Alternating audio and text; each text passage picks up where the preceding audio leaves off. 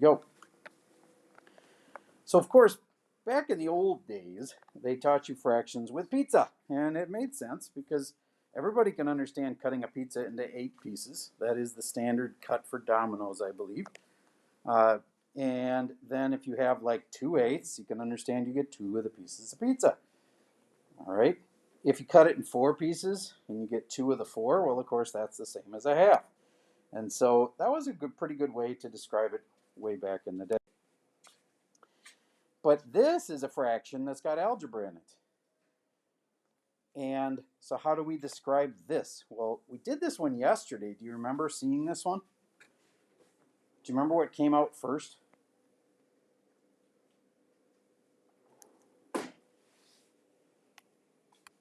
What does everything in the top have in it?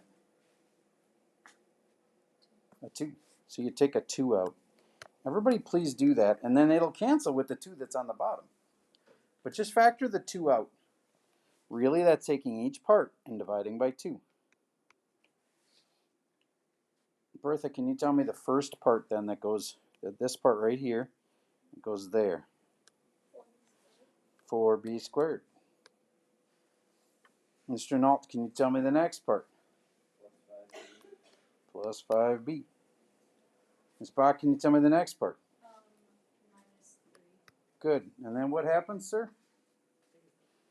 The 2's cancel. And there we go.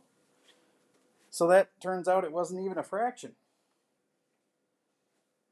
It was a fraction, but then stuff canceled so that it's not a fraction anymore. So weird things happen with algebraic fractions. Isn't everything kind of a fraction, though? Couldn't you say divided by 1? I mean, if I just give you the number 6 and they said it's not a fraction, you could be like, yes, it is. 6 over 1. You get what I mean? You can make everything into a fraction by just saying that you're dividing it into pieces that are 1. So if I had 6 basketballs, how in the heck is that a fraction? 6 divided into 1 basketball each. I have 6 basketballs. So that's dividing by 1. As you know, dividing by 1 doesn't change your answer. But it makes it a fraction. All right. So how do we handle ones like this that can't factor? Remember that from yesterday? We can divide it up into the parts that made it. It's kind of like, this is like Jeopardy, and they gave you the answer. Then what was the question? What fraction plus what fraction? Well, they had to have a denominator of thirds, didn't they? Know what I mean? It's got a denominator of thirds now. I guess it's possible they could have made something more complicated than that, like a denominator 6. Everybody do what I just did. Make a fraction out of 3 plus a fraction out of 3. And what would be on the top? Don't overthink this. This is not incredibly hard. If we want this to equal this, what do you think I put in the top one right here? You're just dying to say it, 9a. And then what would the last part have to be? Joe? D. There you go. So that's like taking fractions that got added together and breaking them back up into their separate parts. Why would you ever do that? Because then you can simplify it. This 9 here, what does it break into? Remember, if you can factor it, you should. I said that like 75 times yesterday. So it factors into what times what? 3 times 3. And then one of these 3's will cancel this 3. And now it's 3a instead of being 9a. Another way you could just say it is, what's 9 divided by 3? It's 3. So I get 3a now. So my final answer would be 3a plus d over 3. Is that better than the original? No, it's just different than the original. The original was fine. This is equal to the original. 9a plus d over 3 is the same as this. See, that's the kind of thing that they do on the ACT, where they're giving you answer choices, and this one isn't on the answer choices. You think it's supposed to be this, but that's not there. And then you look further down in the answer choices, and they have something like this. That's the same exact thing. It's just been simplified. So you got to know how to do that. Everybody? Oh my gosh, so easy. Just do this, write it down, turn it my way. I want to make sure you can do the most basic adding of fractions. Once you got to turn my way, zoom it in because I'm old. It's hard to see it. And you're right. Yes, yes, yes. Yep. Yep. Yep. Yep, yep, yep. Couldn't see your screen tilted up. There we go, thank you. All right, online kids, I'll just ask one of you. Cameron, Luke Scripseth, what did you think this one was? 8/11. Yep, that's all there is to it. What do? You add the top, leave the bottom alone. So what happens when they don't have the same bottom? You need a common denominator. Dallin, what would be a good common denominator for this one with the 5 and the 3?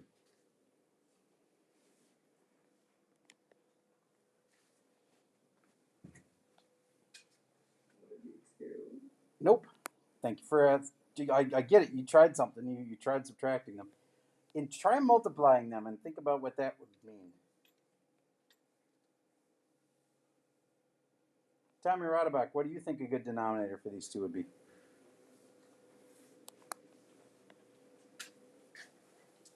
Tommy, you with me?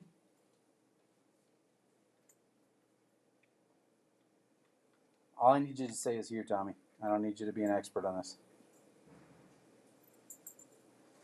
Okay, I'll just give Tommy one more chance in a minute. Nick Richards, are you here? Yeah. Excellent. Do you have a guess on what a good denominator would be? So far, I've asked 2 people, and it seems like people don't know. 15. 15. What'd you do? 3 times 5. Yeah, you just have to multiply these guys together. That'll give you a denominator every time. Now, I think some of you guys were confused back in elementary school because they would make you find like some other denominator that would work besides just multiplying them, but multiplying them works. So just use that. It's fine. 15 is fine. So if you're going to use 15, you have to scale this one up, right? Do you agree it has to be 3 times as big? So you got to multiply by 3, but you can't just multiply by 3. You multiply by 3 over 3. And then this one, you can't just multiply by 5. You got to multiply by 5 over 5. Everybody do that, and then figure out what your final answer is and turn it my way. And I'll tell you if you're right or not. Yep. Yep. Nice job. Yep. Yep. You done? Are you done? I just can't see. There we go. Got it. Thank you. And, ooh, you reduced it in a way that it's possible that that's right. I don't think your reducing went right.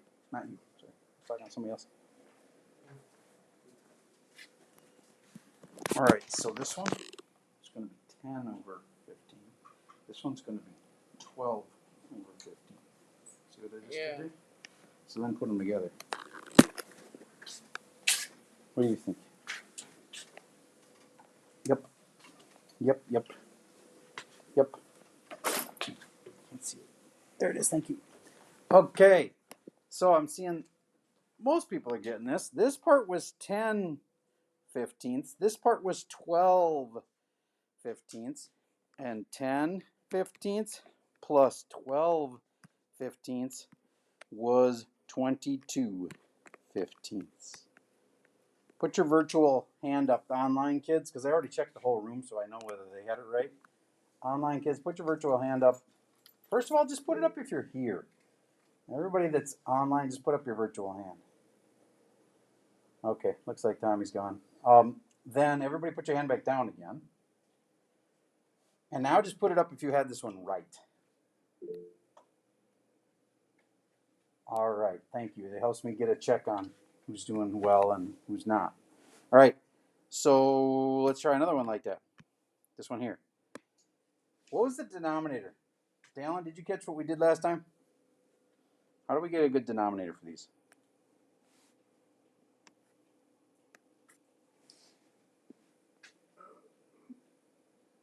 Are you asking about last time or this No, time? this time. Well, last time would kind of help you know what to do this time. Because last time we used 15. So do you know what to do this time? It'd be 42. You are correct. All right. Now, everybody, got to figure out how to scale this up to be 40 seconds. We can figure out how to make that 40 seconds.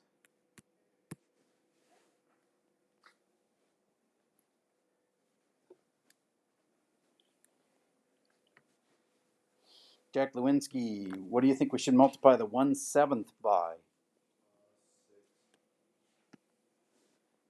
And on the top and the bottom. Miss Bach, can you tell me what to multiply the 5/6 by? 7/7. That makes them both out of 42. And it's a minus this time. Can you tell me what you subtracted on the top? What 42s minus what 42s? What's this one make? 6. Yep. Minus what's this one make? 35, I think. Yeah. Right? Okay. And then I got 6 minus 35. Save me some time. Raise your hand if you got that one. What is that one? Lily, what do you get? Negative 29. Put your real hand up if you had that one. Okay, cool. All right. So, anything different this time? No, it's pretty much the same process. So, what happens when there's variables? Well, at first we just made these easy. How did I make these easy? Really? They already have a common denominator. Yeah. So the answer is over 3. So then you just have to go, well, I guess I just have to add the top. So go ahead and do that. And you know how to add this. That came from our little polynomials unit. We just did that. So add them up.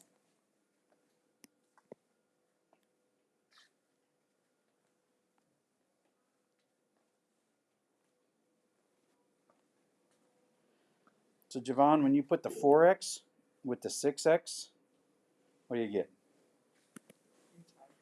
Yeah, you just, no, this is an add. Sorry, this is just an add problem. So the 10x. Okay.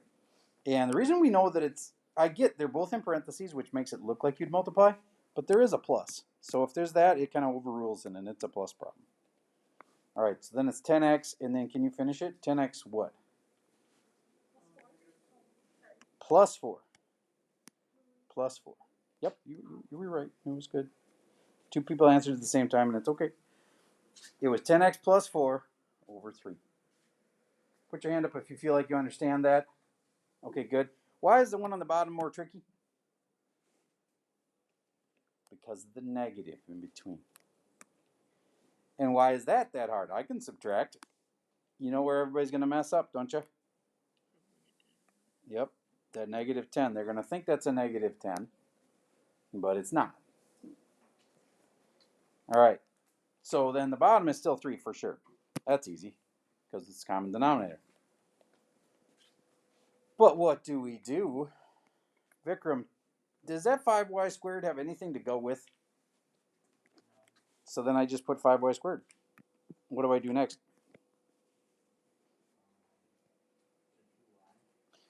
Good. And is that 2y positive or negative?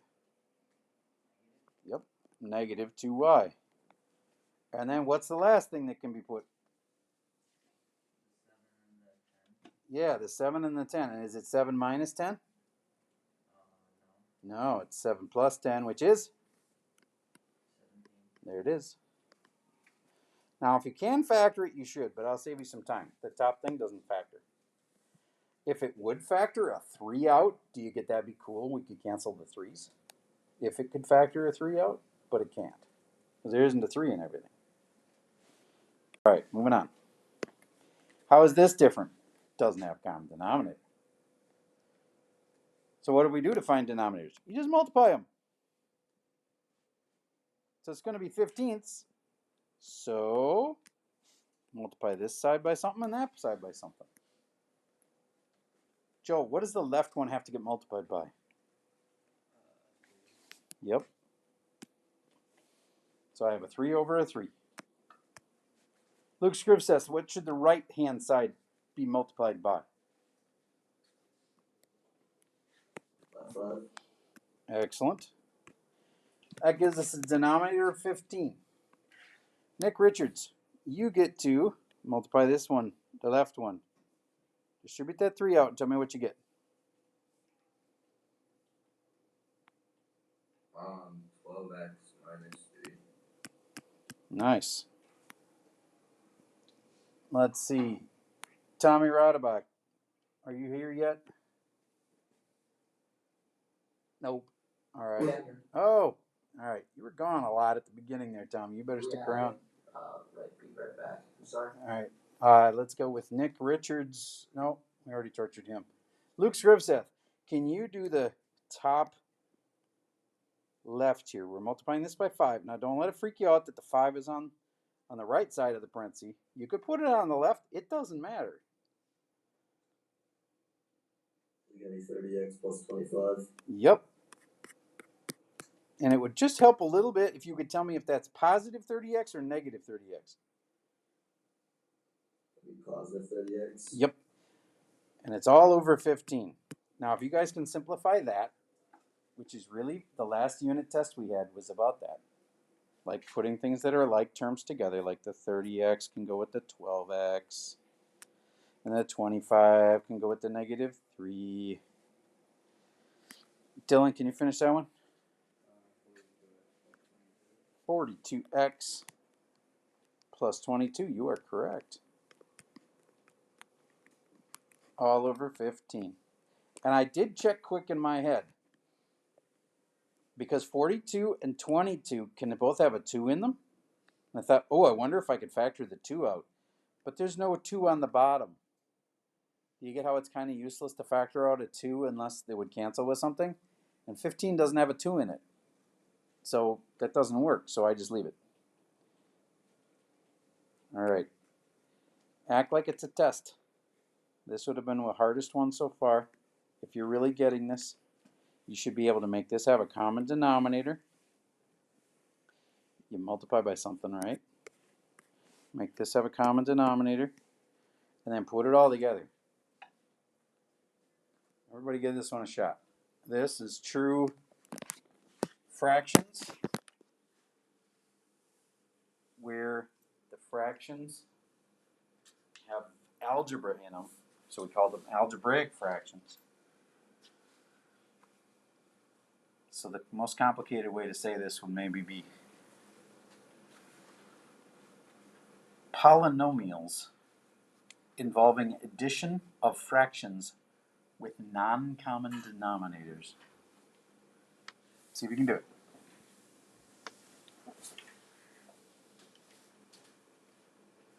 Now, while you're working on that one, let me get attendance real quick.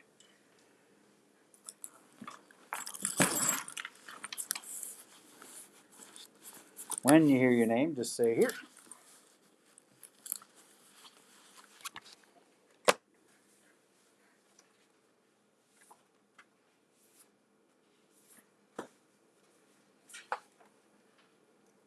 Natalie Ashland. Matilda Bach. Alban. Amelia. Angelina. Here. Bertha. Here. Joy. Here. Veda. Last call for Veda Link. All right. Veda appears to be absent today. Today is the 28th.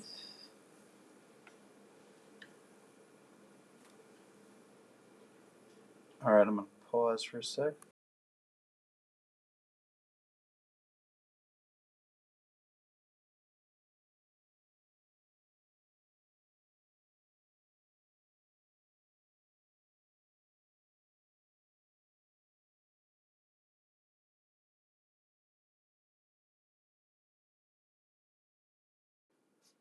All right, so we were just seeing if we could factor anything out. Nothing seems to factor out of the top. The bottom could be factored. You know, this part can be factored. But the top part, there's nothing in common. No common, greatest common factor, GCF. There's nothing in there. And all three of them. So I can't factor it, so I'm done. All right. You have a Schoology quiz. Let's start it together. Getting on it nice and early. Should give you time to get her done in class. I also have a little math behind it I want to share with you that I think is very powerful. You'll probably use way more than adding polynomials, although that's handy through your school years. But I'm going to tell you about how your body works, and some math about that can be more valuable. All right, so this is the part where I'm opening up the Schoology quiz, and I'd like you all to get into the Schoology quiz. And I'm going to kind of do attendance by who's not in the Schoology quiz. Okay, so find it now.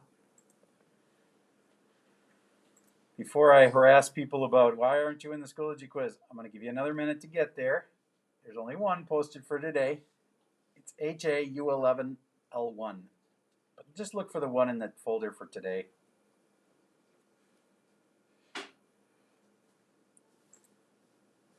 All right, I'll just get started on the first one before I take attendance off the Schoology quiz. 4A plus 4B over 2. And they want me to make that more simplified. Well, there's two ways I could do it. I want you to do it this way. If you can factor it, what's the right way to respond? It's like a call and response. You're kind of missing the response part. If you can factor it, you should. Very good. So you factor out. Now, could I factor out a 4? Yes, but I'm going to be smarter than that. I'm going to just factor out the 2. I know. Some of you are thinking, but you can take a 4 out. Maybe you should. No, look at the bottom. The bottom's a 2. So wouldn't I want to make them cancel perfectly? Yes, I would. So if I factor a 2 out, each of these has to be divided by 2. Mr. Moore, can you tell me what that first part should be? 2A. Yep. And the second part? You got it? 2H. Or is that a B? I think it's a B. It's a B. It's just my bad writing. Okay, there we go. Those cancel, and that is the answer. Now, I will say, I'm going to just check and see if they allowed it to be written in factored form. I'm going to add an answer because I would have factored out the 2. But the answer key just has 2A plus 2B. I'm going to personally factor out the 2, though, and put 2 parentheses as A plus B.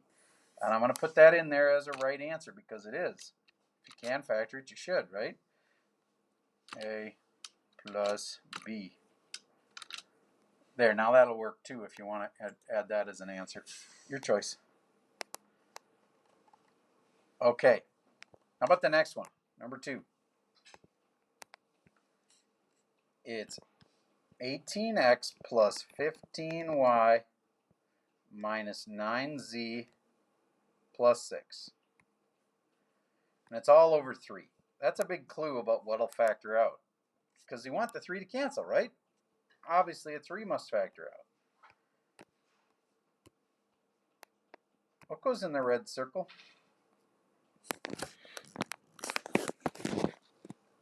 6x. Natalie Ashland, what goes in the blue circle? Yep. And Alex Stone, what goes in the green circle? That comes from this. But I'm factoring out the 3, so yep, negative 3z. And last but not least, I got to make some room here. This 6 gets dividing everything by 3, so 6 divided by 3. Say it if you know it. How's it end? I heard it. 2. Cool. Why'd we do that? Because then these 3's cancel. Now, some advice for you. This is Schoology. It's a computer. It doesn't know that you're right if you rearrange it. So keep it in alphabetical order. even though technically it would be legal to put the 5y first, put them in alphabetical order. So x and then the y, and then the z's, and then the 2.